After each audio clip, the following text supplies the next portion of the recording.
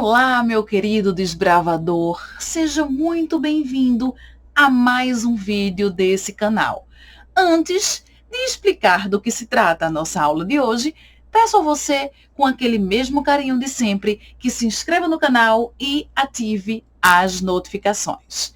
Na aula de hoje, nós vamos dar continuidade ao tema traumatismo infantil, tá? Se você ainda não assistiu a aula 1, vai ter o link aqui embaixo, tá? Para que você possa clicar, assistir a aula 1 e depois você volta para a aula 2. Porque assim vai ficar mais fácil você compreender o conteúdo, ok? Nesta aula de hoje, nós vamos falar a respeito da abordagem inicial de uma criança que foi vítima de um traumatismo dentário, tá? Na infância. Então, que venham os slides. Pois bem, meus amados desbravadores, aqui estamos nós diante dos nossos slides, né? Referentes à aula número 2, ok?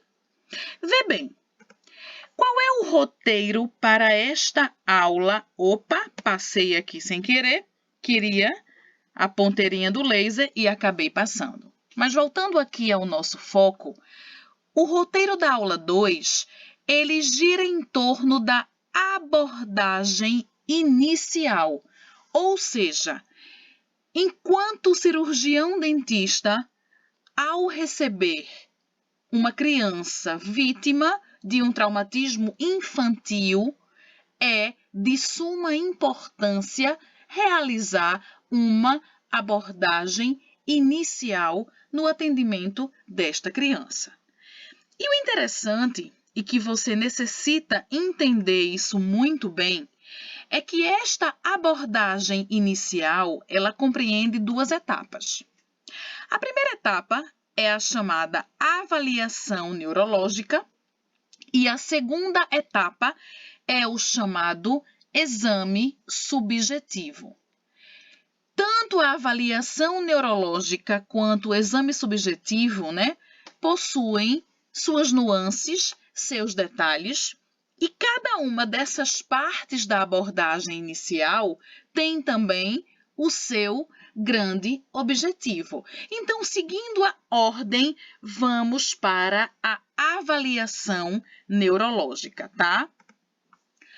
Amores, o primeiro ponto é que esta avaliação neurológica, ela começa desde o momento que a criança entra no consultório. O cirurgião dentista necessita ser um exímio observador. O cirurgião dentista, ele necessita ser atento aos detalhes. Por quê? A partir do momento que a criança entra no consultório, se essa criança, por exemplo, apresentar dificuldade de locomoção e dificuldade de equilíbrio, por si só, essas duas características já são fortes indicadores de comprometimento neurológico. Além dessas duas características iniciais, eu posso também acrescentar a confusão mental, histórico de vômitos e náuseas e dores de cabeça. Amanda, só existem essas 5 características? Não. Posso, inclusive, acrescentar mais 2. Resposta pupilar anormal e a presença de um sangramento ou de um fluido claro, tá? No ouvido ou no nariz. Mas, Amanda, eu não sou neurologista. Logo, eu não saberei realizar uma avaliação neurológica. Meus amores, muita calma nessa hora. O que eu quero que vocês entendam é que as observações do cirurgião dentista jamais vão substituir a avaliação de um neurologista. Entretanto, A partir do momento que eu recebo no meu consultório uma criança que tem alguma dessas características após a ocorrência de um trauma, isso por si só já é um forte indicativo de que eu, enquanto um profissional de saúde, devo imediatamente encaminhar aquela criança para um profissional especializado. Amanda, então quer dizer que nesse caso a prioridade ela sai da esfera odontológica e ela se volta para a esfera neurológica? Perfeito. Nesse caso, a abordagem odontológica deve esperar, certo? Ok? Beleza.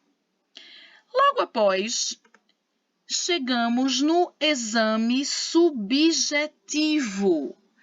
E o exame subjetivo, como o próprio nome já sugere, eu quero que vocês percebam que ele é baseado em perguntas, quando, onde e como. Amores, encarem este exame subjetivo como uma anamnese, né? A anamnese é aquele momento no qual a gente vai realizar uma série de perguntas, né, na forma de entrevista aos responsáveis pelo paciente infantil. Entretanto, lembre-se que estamos diante de uma situação de traumatismo dentário. Logo, tempo é ouro. Nesses casos, a anamnese deve ser sucinta e dirigida. Amanda, eu não estou vendo aí aquelas informações relativas à história médica. Significa que não precisa? Não é isso. Você, evidentemente, que vai, levantar uma breve história médica.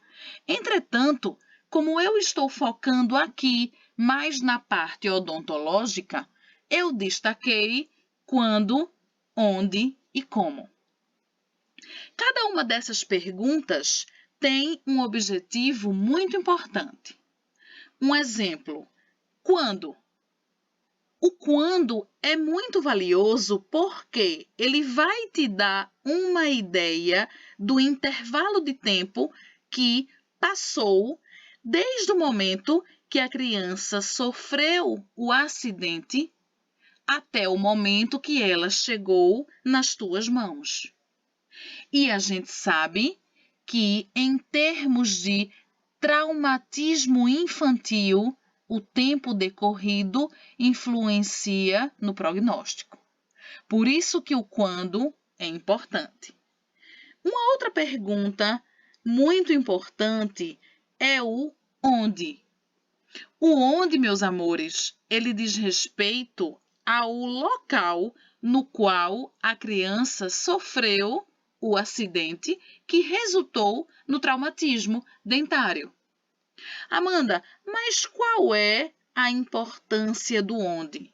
A importância do onde, ela pode estar, por exemplo, ao avaliar a necessidade de uma profilaxia antitetânica, por exemplo.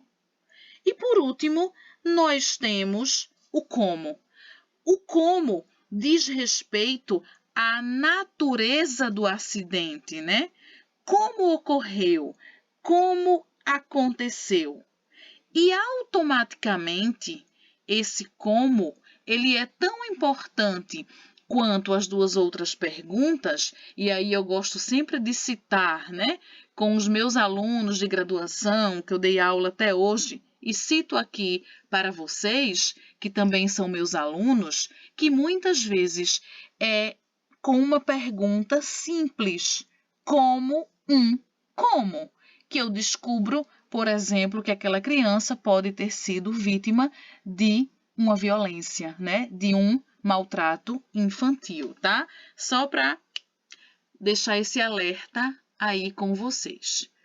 Pois bem, meus amores, Para esta aula número 2, o conteúdo era esse. Entretanto, não fique triste que a gente ainda vai continuar o nosso estudo a respeito do traumatismo infantil. Amados desbravadores, chegamos ao fim de mais uma aula, de mais um vídeo. Entretanto, não fique triste, a gente ainda tem muito papo legal para falar a respeito do traumatismo infantil. Hoje foi apenas a aula 2, por isso que eu peço que você se inscreva no canal e ative as notificações, porque assim que chegar o próximo vídeo, você automaticamente vai ser avisado e vai ficar por dentro desse assunto tão importante para a odontopediatria. Por isso que eu deixo aqui aquele grande beijo e mais uma vez agradeço a sua presença aqui na nossa casa. Até o próximo vídeo.